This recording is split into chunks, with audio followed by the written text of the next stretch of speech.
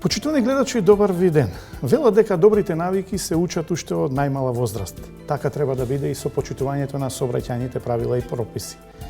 Но за жал, сообраќајната култура кај нас е на мощно ниско ниво и навистина треба сериозно да се размислува за зголемување на фондот на часови по сообраќај во воспитно-образовниот процес.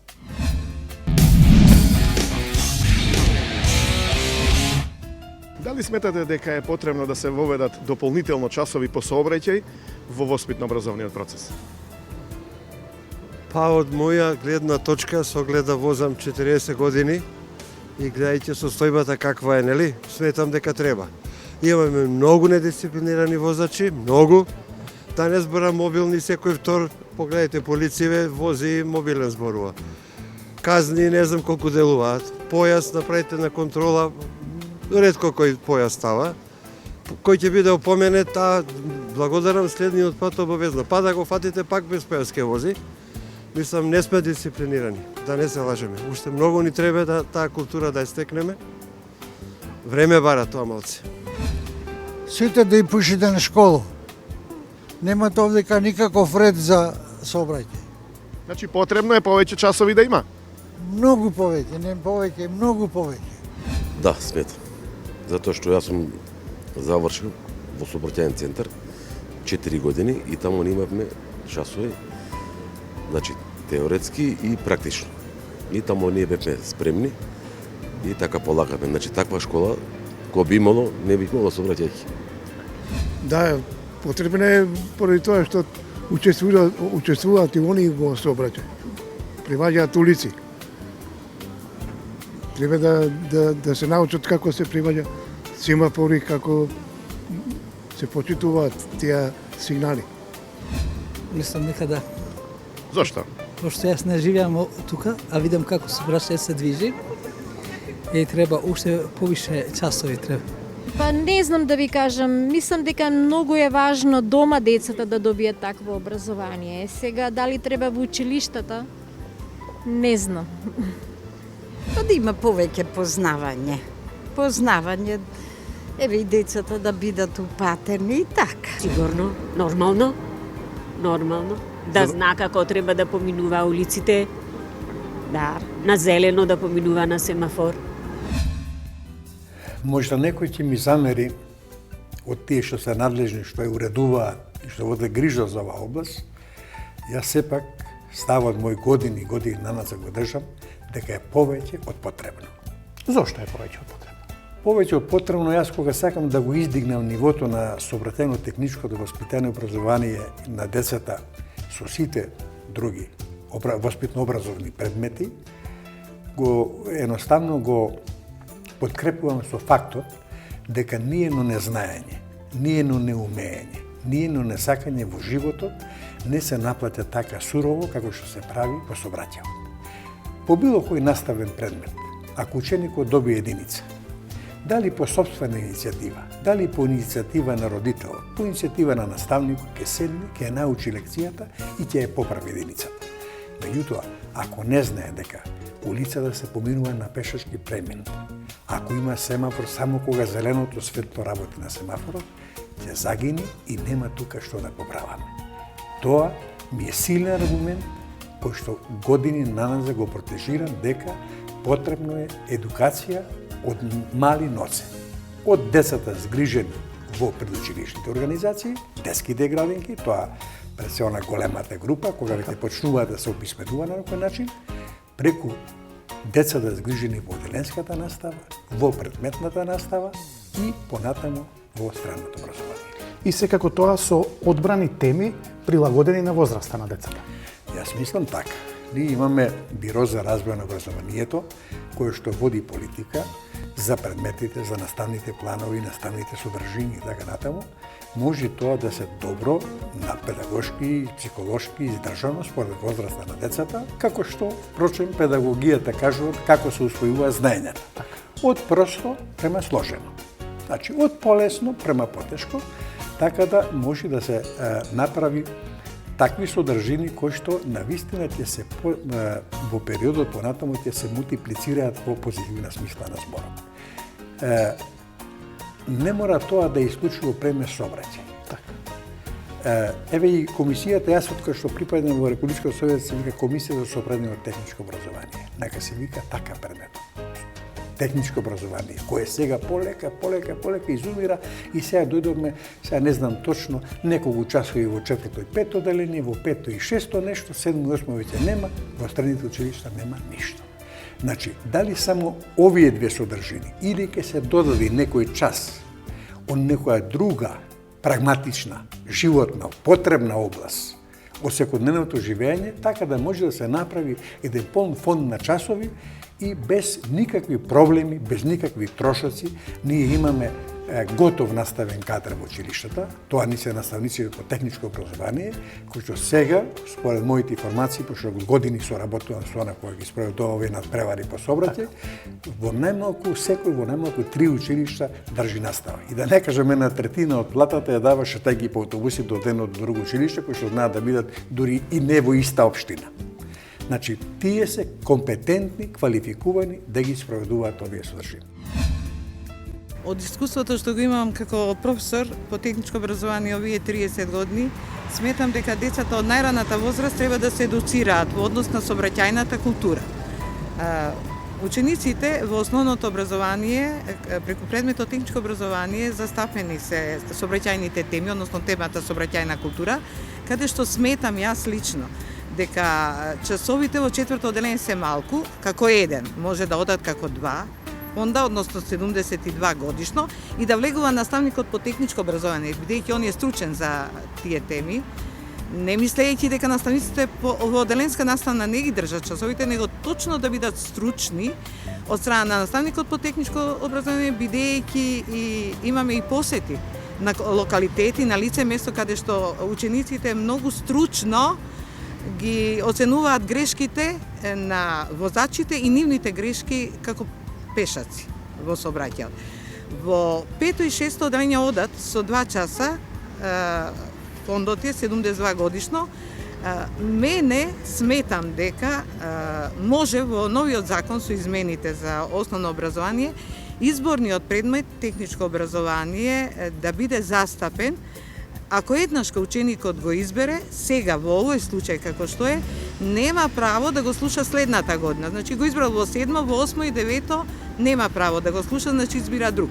Јас сметам дека ученикот ако еднаш го избере предметот како изборен, без разлика дали е тоа техничко образование, сообраќајната култура или некој друг, тоа да следи непрекинато во 7, 8 и 9 со 2 часа неделно, како што е и сега. Сега има многу изборни предмети, а меѓу 10 изборни предмети го нема сообраќај. Барем да го воведат како изборен. А јако јас мислам дека и како редовен предмет би можел да биде воведен.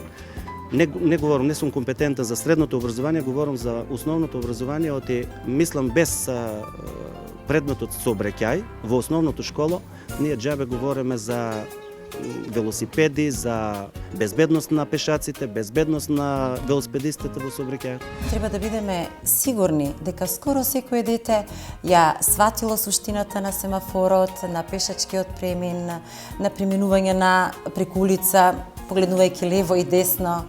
Па подоцна во периодот од 1 до 4 одделение потребно е овие содржини и понатаму да продолжат, заради поттикнување на уште поголемо чувство и нагон за само заштита на младите. Додека во периодот од 5 до 8, односно до 9 одделение сега, на младите треба да се даваат многу повеќе информации од сообраќајот, треба да развијат многу по-интензивни вештини кои што ќе им користат во идното сообраќајно однесување, бидејќи сега тие не се само учесници во сообраќајот како пешаци, туку и нели возат велосипеди, можеби и мопеди. Така да понапред знам дека овие содржини се реализира преку предметот ОТП. Денеска можеби има и друга форма, меѓутоа како и да е, сакам да потенцирам и многу пати повторувам дека на младите на оваа возраст навистина им е потребна интензивна сообраќајна едукација. Компаративните искуства ни кажуваат дека скандинавските земји, односно нордиските земји имаат голема традиција во овој дел, посветуваат огромно внимание на оспособувањето од најрана возраст. Значи, почнувајќи од 94, односно од 90-тите години, они веќе развиле систем кој значи прво запознавање, подигнување на когнитивните способности на учениците, односно предучилишните деца на таа возраст со опасностите кои може да им се случат како учесници во овие 4-5 функции што ги имаат децата во сообраќај. Дури одат дотаму да годишно се вршат одредени тестирања на наставниците и локалните совети за превенција во сообраќајот со посебен осврт на децата и родителските совети, што е многу интересно и за нас, кои се формираат специјално за обука во делот на безбедност.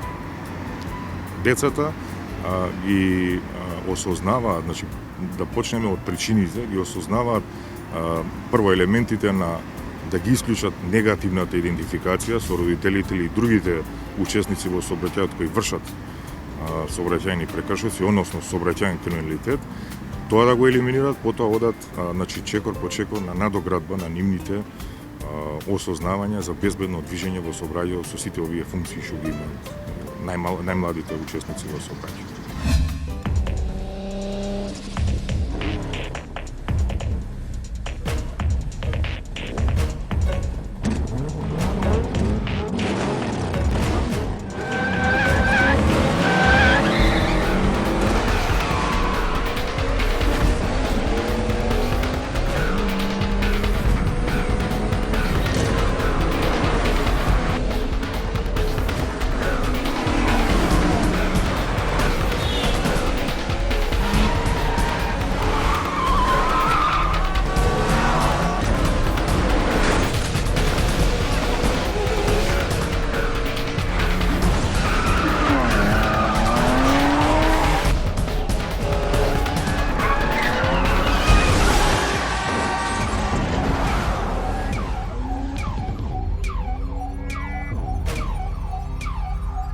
Не вози брзо.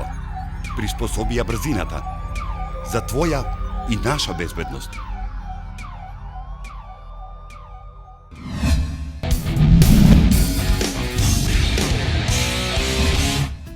Ѓуровски во основното образование преку ОТП, нели предметот, има некакви содржини од сообраќај, меѓутоа ни се јавува еден вакуум во средното училиште, а ние во меѓувреме дозволивме децава со 14 годишна возраст да добиваат М категорија за возење на мопед и на 16 годишна возраст да се стекнат со возачка дозвола од Б категорија со одредени услови. Меѓутоа во образованието го немаат сообраќајот. Точно е тоа така. Јас ме иседа јанзата што би се рекло кога во законот се вградија одредбите на 16 годишна возраст младинците да може да се оспособуваат и да полагаат возачки испит за Б категорија. Сега реков ќе бидат големи последиците во смисла што тие се уште не се подготвени. Не може со тие часови во автошколата таму 30 како ќе ги извозат. Не знам колку ќе се ангажираат инструкторите. Знам дека квалитетно, меѓутоа дали е сето тоа доволно. Ако би го имале овој континуиран процес на образование, оспособувањето нивно во автошколата само ќе биде врв на заокружување на нивните знаења. Ќе имаме подобри резултати на возачките испити, ќе имаме подобро подготвени возачи и така натаму. Ѓуровски велат дека младите треба да учат од повозрастните, меѓутоа мислам, барем мој впечаток е дека младите многу малку нешто можат корисно да научат од возрастните во сообраќајот.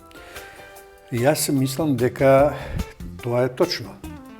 За жал, секој ден гледам примери. Живеаме на урбана скопска општина, како што е општината Аеродром, и се го потенцирам тој случајот кај Capital Mall.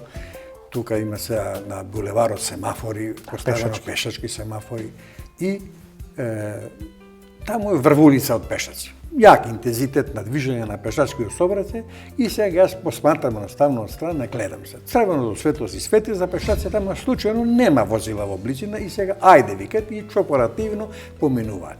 И еднаш, ја го кажувам тој пример, мислам дека беше на Сидл телевизија го кажав, една мајка со дете, ајде сега вика може. И јас за рака дете го вади, сега викам господја не може.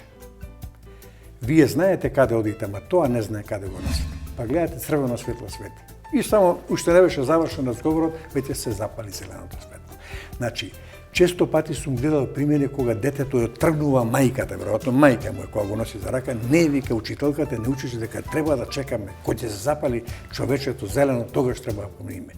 Тоа кажува дека во право сте вие кога велите дека нема многу што да научиме од повозрастните. Ако училиштето е второто скалило за стекнување на воспитание и образование, домот родителски е првото. Оттаму се ствараат првите навики за сите животни области, па и за пособраќање. А во процесот на воспитание и образование низ организираниот систем само се тие надоградуваат.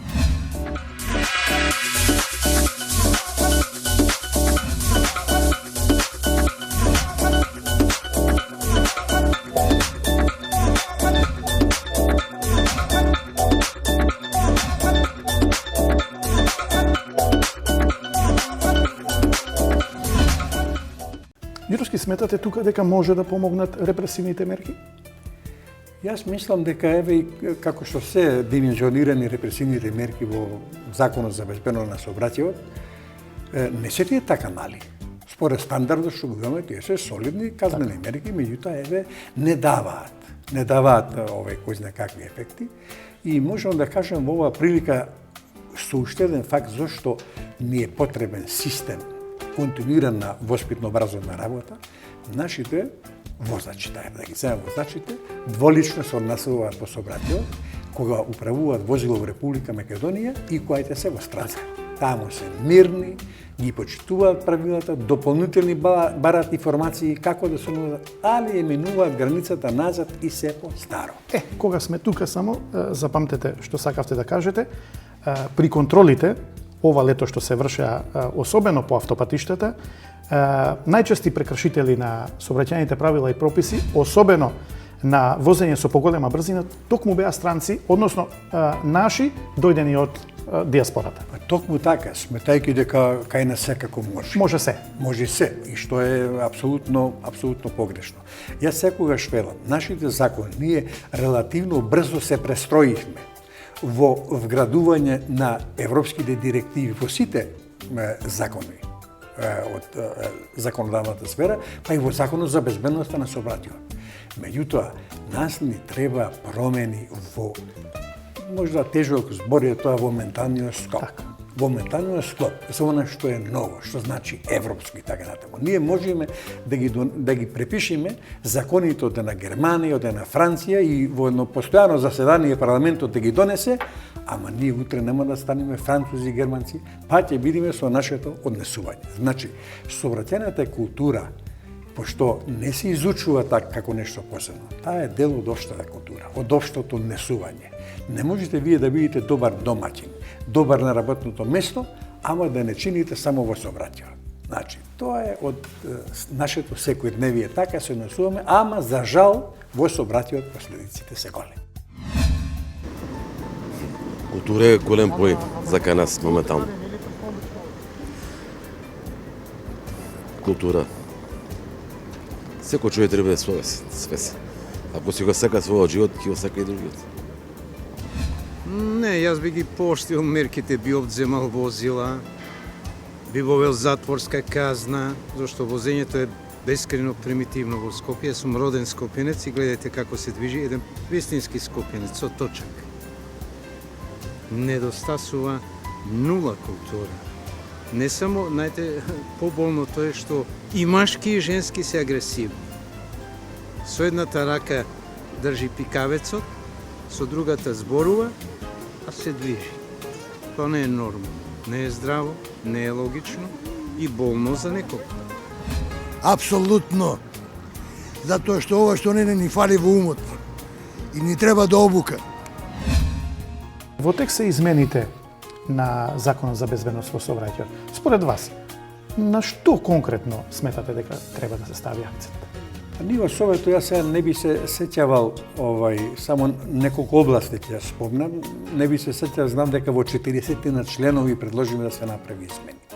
Прво што кажавме дека во еден член тамо од декларативно да биде задолжително овој процес на воспитно-образовна работа.